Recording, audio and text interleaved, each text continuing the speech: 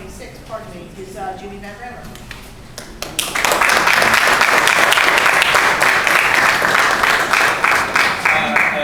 Thank you so much, Laura, and to our terrific president, Bruce Friedman, thank you so much. I just want to say, Danny and Stanley, I've never seen two opposing candidates so close. You have your arm around him the whole night, Stanley. It's a very, very visible indicator of your support for gay marriage. I think it's to your credit, Stanley Calipara. I just want to say it's a pleasure to be here. To pay respect to the Lesbian and Gay Democratic Club of Queens and your membership.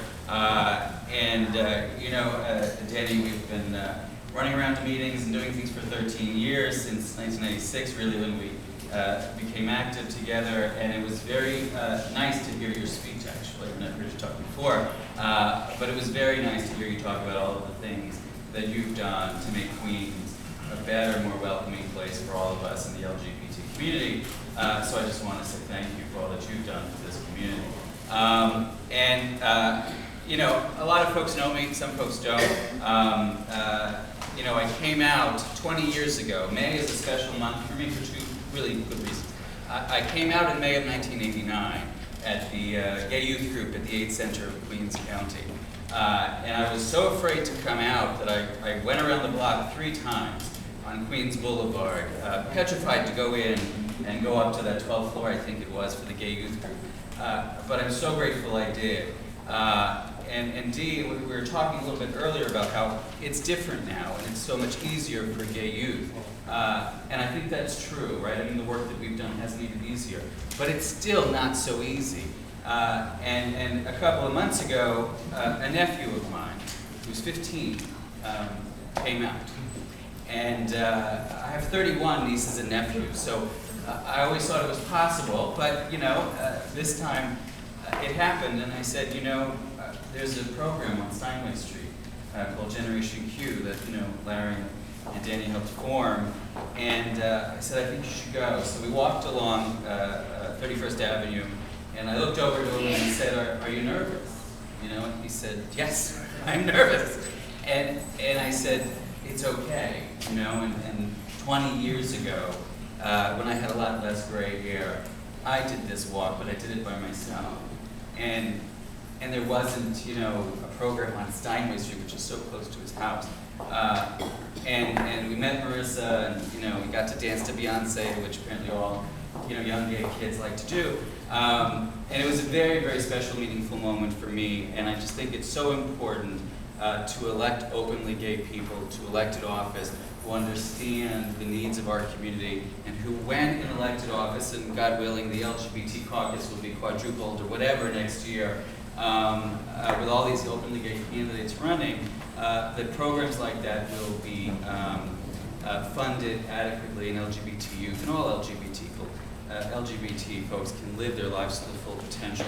The second reason that May is so important is Friday, this past Friday, May 1st, was my 10-year anniversary with my partner, Dan Hendrick, which shows that he is an enormously patient and wonderful man. In fact, he just emailed me on the BlackBerry letting me know that we have a really good dinner waiting at home. And he's so good to me, and we've been so fortunate to have 10 years together through way too many political runs and political campaigns. But I just want to say, obviously, marriage equality, a deeply personal issue for me, not just an issue on a piece of paper, something I live every day. Dan and I are so privileged to own a home together, but we're denied so many rights and privileges that other people are guaranteed. And, I will fight every day of my life to make sure that not only that we can get married, should we choose to do so, and should he accept 1 minute, thank you so much, Ari, but that all openly, all lesbian and gay folks can get married should they choose to and should they want to. I think we have a remarkable opportunity here in Queens to elect progressive openly gay candidates. I think that's very exciting. I think the time has come. I was proud to be the first openly gay man in 2001 to run, and I was very proud to have the support of this club, and I want to say thank you for that. And I know that Lynn and others, are running and have run before, and I know that we'll break through this year, and I think it'll be a real watershed moment for our community. And I just want to say thank you for all that you do on the issues that we care about, and God willing, we'll all be able to serve and work together going forward for the betterment of all LGBT people. So thank you.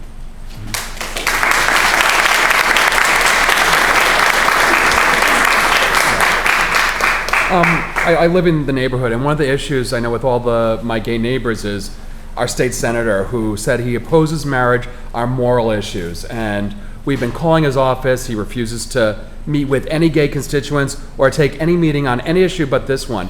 And there's a lot of other 100% pro-marriage people who are going to be challenging him next year. As a district leader, will you work to elect a pro-marriage person defeating George Onorato? Thanks for the promotion. I am a state committee member. I mean, state committee member, sorry. Yes, but I will definitely pledge to do all that I can to make sure that our district, is represented by someone who believes in full equality for all, and who understands the full diversity of our district. I mean, Brendan lives in Astoria, you live in Sunnyside, I live in Sunnyside, other folks may live in Woodside. David, you're not with us on this issue, but, kind of, sort of. And I think that it's changed. The world is changing, Queens is changing, and even if it was, this is the right thing to do. It's a civil rights issue. And, I grew up in Astoria. Senator Onorato was always my senator, and we definitely need Senator Onorato to come around on this issue if it's possible. But either way, I'm sure that we'll have an maybe we'll have an openly gay senator. The question is, if he doesn't, yes, will you, as a state committee member, be supporting and working towards someone who's pro-marriage who's running against him? I look forward to supporting a pro-marriage equality candidate for every race in our borough. I think it's really important. And let me just say very quickly, choice, back in the day, when we were, I came out in 1989, choice was a fundamental issue for this community. You couldn't get endorsed from an LGBT organization unless you were pro-choice. And I believe that it's important. And marriage equality, the same thing. You've got to be 100% pro-marriage equality. It's the right thing to do. We're together 10 years, but I know, gay and lesbian couples who are together like 50 years. 50 years. And it is absolutely outrageous, a sin for people to say that those two people aren't entitled to every single thing that any married couple is entitled to. And one day it'll happen. Because we know anything in this community, we know that ultimately will prevail. And Harvey Milk, on the 4th try, he ran for office and won. I'm actually reading the mayor of Castro Street, a little embarrassed that I'm just reading it now during this campaign. On his 4th try, he won. I think that if we're nothing, we're tenacious, we'll keep going, we'll keep fighting, and ultimately we'll win. Claire?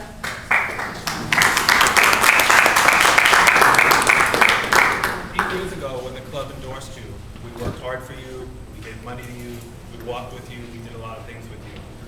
6 months after that, you started a political club, the Lesbian and Gay Political Club, and I thought maybe you would discuss it, which is fine, but that club was started by criticizing this club. So what has changed in those years, other than the fact that that club doesn't exist, in you seeking our endorsement in the club that you criticized? Well, I didn't criticize, and I don't think it was founded to criticize. Let me just say, I respectfully disagree.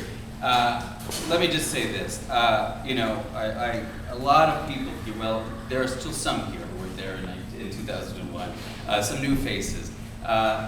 Folks helped me, and it was wonderful. And I know that incident hurt some folks, and got some folks angry. And I certainly regret that now. I mean, I think, if we all have to get old or older and have all this gray hair, the one thing we can hopefully gain is a little wisdom from all of that. Stanley Calathar, ladies and gentlemen. So, You know, let me just say that there are certainly things about that I regret. And given, you know, the opportunity to go back and do it over again, I might have done some things differently. But I think that, you know, my commitment to the community remains unchanged. You know, my respect for your work, Larry, and all the ones here remains unchanged. And I certainly hope that, you know, we can come together and work together, and I hope to have your endorsement. Thank you very much.